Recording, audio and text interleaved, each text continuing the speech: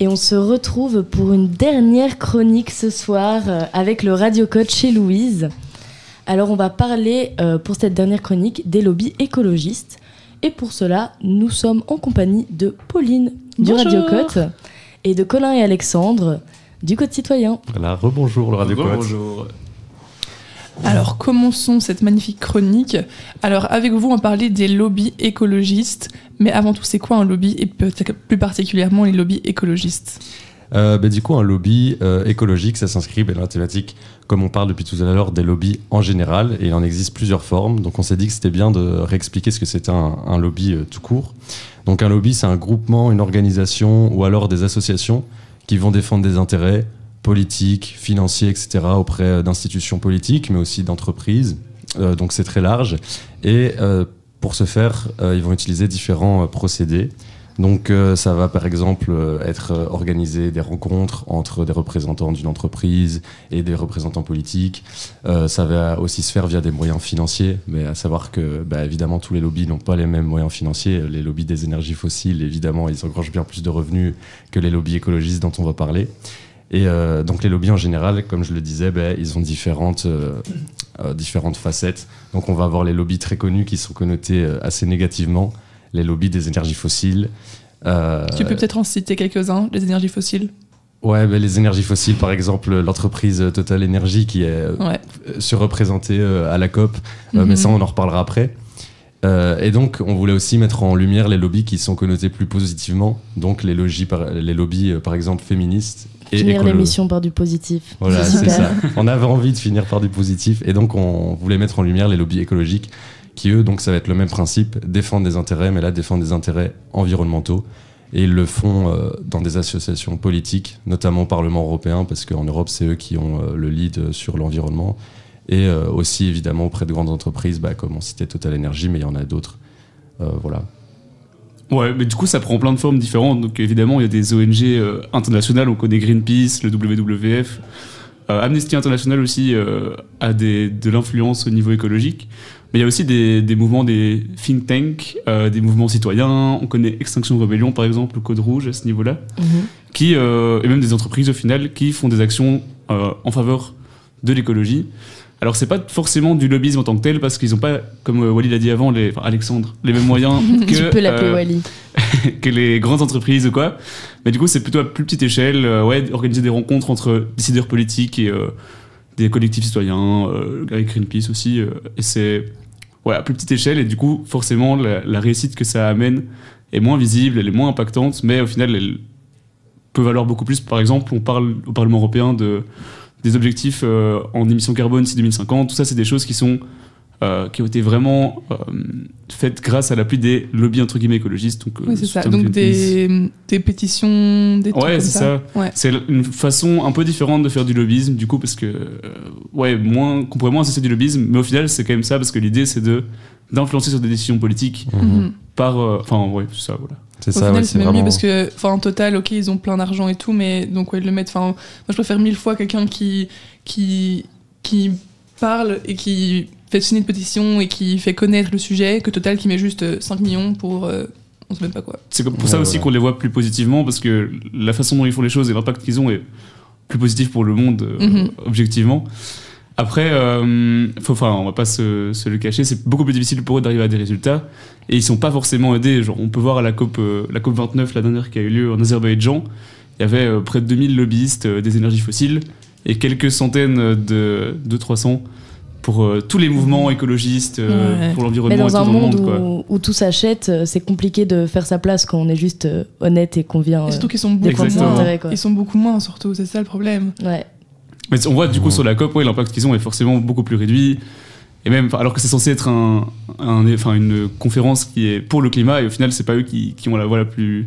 Je sais même pas comment on leur laisse leur place. Pour moi, ils devraient, peut-être être présents peut-être à 2-3% max, quoi, mais c'est pas leur place. Je suis désolé. Pour les lobbyistes de l'énergie fossile. Oui. Mais ça fait beaucoup de controverses et c'est pour ça que y a beaucoup de partis et d'associations écologiques qui essayent d'alerter sur leur présence à ces COP. Mais forcément, puisqu'on parle d'énergie, comme on parle d'impact climatique, évidemment, eux, ils vont tout de suite puisque ça les concerne directement et on accepte leur présence. Mais donc, il y a beaucoup de militants écologistes, etc., qui viennent à ces événements-là. Qui se révoltent. Après, ouais, pour mettre en faut pas lumière. se dire que ça. Il n'y a pas de résultat non plus. Enfin, je parlais du coup des objectifs carbone de l'Europe, mais il y a plein d'avancées qui se font grâce à ces personnes. Mais au final, c'est plus. Enfin, c'est surtout grâce à l'activisme que ces groupes et ces organisations écologistes peuvent faire avancer les choses. C'est moins une forme de lobbyisme conventionnel, quoi. Ouais. Et donc, l'activisme, ouais, on parle de Code Rouge, d'Extinction Rebellion qui font des actions un peu choc. Je pense que, ouais. Ouais, en fait, on avait aussi envie de mettre en avant ce rôle activiste et militant qui est très lié au lobby écologiste. Parce que donc, les lobbies, ils sont plus conventionnels à essayer d'organiser des réunions avec des politiques pour arriver à des accords et des négociations. Mais souvent, s'ils ont du poids, c'est parce qu'ils ont des branches ou en tout cas des indépendants, des associations qui vont faire des mouvements activistes. Donc l'activiste, j'ai même pris une petite définition du Larousse. C'est un système de conduite qui privilégie l'action directe. Donc ça veut dire tout ce qu'on voit, des blocages d'entreprises, occuper des endroits, faire des manifestations, etc. pour vraiment faire un peu presque de la désobéissance civile. Je ne sais pas si vous savez, il n'y a pas longtemps en Belgique, il y a un groupe dont on parlait qui est Code Rouge. Là, c'est pas du lobbying à proprement parler, c'est vraiment de l'activisme. Un mouvement de désobéissance civile, c'est comme ça qu'il se présente. Ouais, voilà, c'est un mouvement de désobéissance civile qui est allé bloquer un site de Total Energy. Et ça, ça rend parfois service aux lobbies écologistes, puisque, comme ils vont parler avec des politiques, mettre en avant des problématiques dont on ne parle pas beaucoup, via des mouvements activistes, ça va le mettre sur la place publique et ça va faire plus de pression sur le politique et donc donner plus de poids au lobby écologiste dans les négociations. Parfois aussi, après, ça a un impact négatif dans le sens où ça donne une mauvaise image de certaines choses. Oui, et c'est plus compliqué pour d'autres groupes qui veulent plus discuter d'avoir un rôle. Mais du coup, l'équilibre, un peu, ça dépend des situations. Oui, c'est ça, ça dépend des groupes et jusqu'où ils vont et ce qu'ils font. Et donc, il y a des militants parfois qui vont vraiment aller dans des mouvements plus radicaux. Mais on a des associations environnementales comme Greenpeace et la WWF qui, elles, pour le coup, sont très connues. Qui ont aussi des groupes activistes. Ils ont fait beaucoup de mouvements. Je ne sais pas si vous savez, on en a noté quelques-uns. Il y a eu à Rio, ils sont allés sur le Christ Rédempteur, vous voyez la grande statue, et ils avaient mis une énorme banderole pour sauver la planète. Ça, c'est typiquement un groupe, un mouvement militant qui fait de mal à personne et qui veut alerter et faire parler, mettre des sujets sur la place publique. Sur les réseaux, on poste une photo de ça et ça y est, ça part direct. Quoi. On l'a vu dans l'histoire du monde, il n'y a jamais rien qui a bougé sans activisme, sans manifestation. Et je pense que c'est important, même pour des groupes importants comme Greenpeace, de continuer à agir aussi de cette façon-là, quoi. Et vraiment les lobbies écologistes, du coup, ils se reposent beaucoup aussi sur le côté activiste et les militants, notamment comme on parlait des COP. Il y a beaucoup de militants qui sont présents en COP pour dénoncer la présence des lobbies des énergies fossiles à ces discussions qui portent sur le climat, et forcément les énergies fossiles vont pas forcément plaider en cette faveur. On voulait vraiment montrer que du coup c'est pas que des formes de lobbyisme positifs, négatifs, qu'il y a des choses qui s'en rapprochent mais qui ne le sont pas vraiment non plus, et sur des thématiques comme l'écologie, c'est forcément une façon de faire qui est différente et qui a un impact différent aussi. Et Alexandre, tu avais peut-être une dernière petite anecdote à nous parler des lobbies sur oui, la c'est ce que j'allais dire. Par exemple, on parlait des lobbies qui sont très actifs au Parlement européen, mais en Europe en général.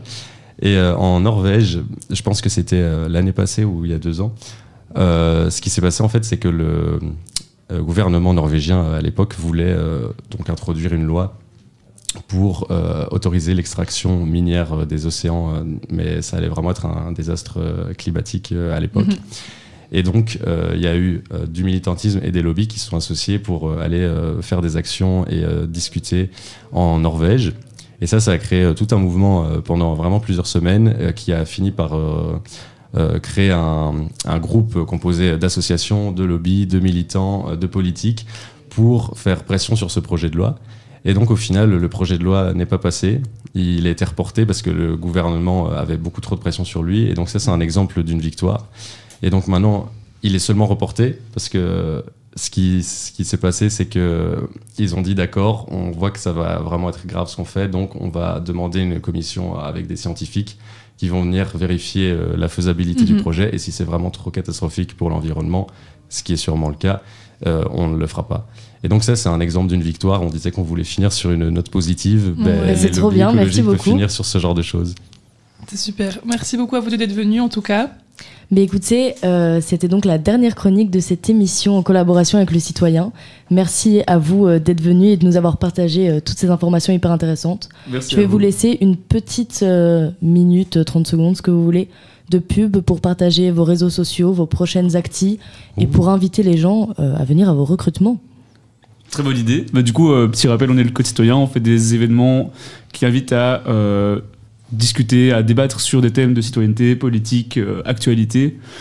Là, pour l'instant, on a encore un petit événement demain c'est notre grand jeu, donc c'est peut-être un peu tard pour s'inscrire, mais si jamais vous voulez vraiment, vous pouvez nous envoyer un petit message. Mais on fait encore, cette année, on fera une conférence sur la légalisation du cannabis et une collaboration avec le CAPJ sur la thématique de l'extrémisme dans le monde.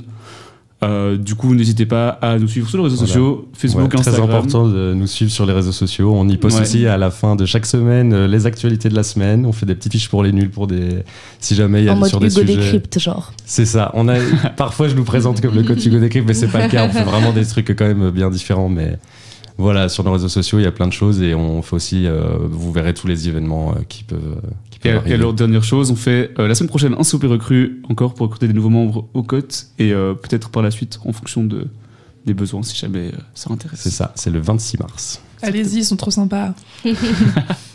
Mais écoutez, encore un grand merci pour cette émission. Nous, on se retrouve la semaine prochaine chez Louise, comme tous les mercredis, de 19 à 21. Et n'hésitez pas aussi à aller écouter le podcast Cappuccino, disponible sur Spotify et Deezer.